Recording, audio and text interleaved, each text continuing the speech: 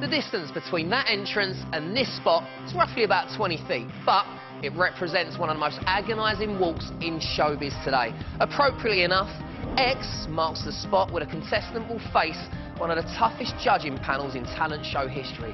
Simon, Cheryl, Mel and Louis will decide if that contestant has got the X Factor. Yes, the show that has created huge stars, huge bust-ups, not to mention huge emotions. Anytime, Ryland. Sorry, we're going to have to crack on. 3, 2, 1, cue them in. Yes, the X Factor is back, with stalwart Louis Walsh seeing the return of Mel B, Cheryl Fernandez-Versini and Mr Nasty himself, Simon Cowell. OK, judges, are we ready? Yep. Let's see our first act of the day. I can't believe that I'm sitting in front of the X Factor with Simon Cowell, with Louis Walsh. Are you looking forward to today's auditions?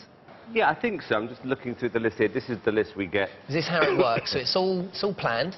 Yeah. They don't just come in off the street and walk straight into the audition room, do they? No, so we've got a bit of information about what songs they're going to see. You can sometimes see by their songs they've chosen it's going to be a terrible audition, but always hope for the best. And once the acts have received their judgment... OK, imagine the biggest blackboard in the world, and you've got 8 people drawing their nails down it. Times 10. That's how irritating you were. Really? The next stop is Mr Dermot O'Leary. What is this place? This is where the hugs happen. OK, so this is after... I've just come out. You've just done a very good audition. I've just come out of this door. Yeah. Right, judges' room is behind those scary judges. Oh, my God, I think I've done all right. They've put me through. Yeah. And there you are. Boom. How would you... With you, I'd go a manly handshake, and then Why would you go handshake first? I wouldn't want to get any... Makeup. There's a bit of makeup transfer between the two of us quite easily there. OK, I can take a hint. And talking of hints... There's no notes, there's no little heads up from production like, nothing. Really good. That's for you to clearly judge and make up for your own mind on. We have to work it I out. don't like to know anything. We had a girl who came in yesterday who turned out to be Robert Pattinson's sister, and actually they didn't tell us. In fact, she didn't tell us till afterwards, which was a bit annoying. That surprised me because I thought you'd know absolutely everything at this point, but... Don't like to know. Well, it's more fair that way, I guess. I think so, yeah. Yeah. Plus, of course, it would ruin the surprise. And new Extra Factor presenter... Dermot does the cuddles, I do the high fives. Sarah Jane Crawford assures me there are plenty of those in store. It really does take all sorts to make an X Factor audition day, doesn't it? I've noticed that there is... You're down here for a start. Whatever. There is the Supremes with Elvis, is that right? Yeah. Did you see them? There was an actual black Elvis, which I love, and 2 of the Supremes, and I think his mother and 2 daughters.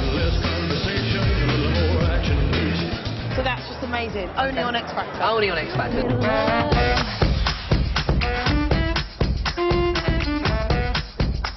Also, only on the X Factor, the return of the artist formerly known as Cheryl Cowell.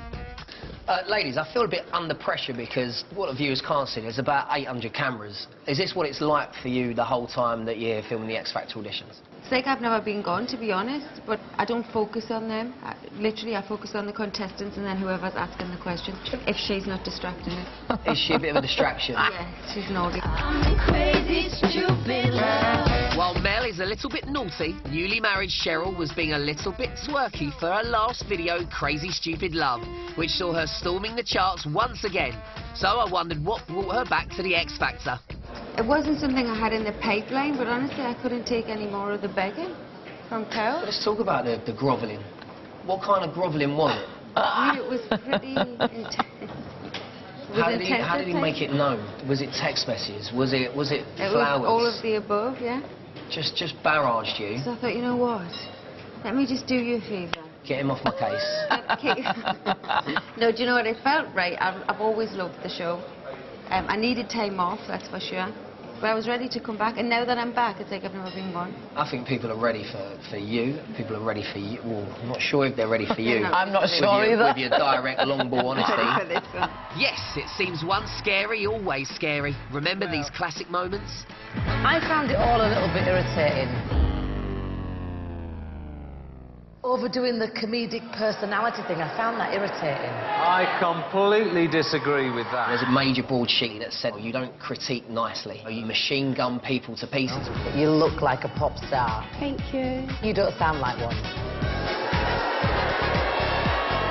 That was a bit harsh, Mel. Oh, I'm just honest, and I'm just me.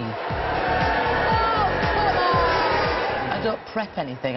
What I see, I just react. I'm very kind of spontaneous. I'll probably break down and cry. The dance routine was lazy and sloppy, and one of you were doing it half-assed. Can we do another song? No. She's just direct. Honest. She says things I probably think, but the words just get stuck. I can't get them out of my mouth. Is there part of you, Cheryl, that would like to be a little bit more honest, like Mel? I think No, you're honest, I'm too. honest. Yeah, you are. But like Mel's just a bit more direct. I'm hanging out on Monday. Direct to the judges now. The next really posh spice. To try. I like your posh accent. Oh, I had a scholarship to a boarding school. And where are you from? I'm from England. Dermot, I feel like I'd hate to audition. I've been out there, I stood on the X, and it's intimidating, even when there's nobody in the room. Yeah. How do you think you'd be as an auditionee?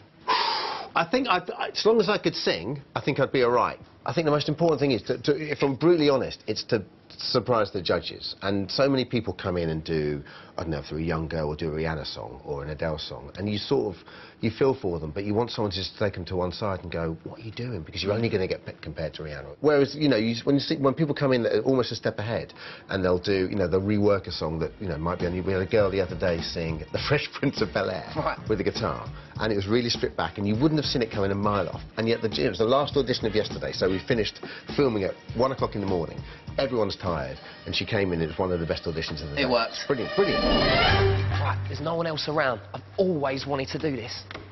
This is what it feels like to be Simon Cowell and hold the destiny of each individual contestant completely in his hands. Right, he also holds these in his hands because they're right under his desk, so these must be his. He obviously likes a sweet. Lots of Snickers, Milky Way. I think if you put a Malteser in there, that's your job gone. Shall I take one?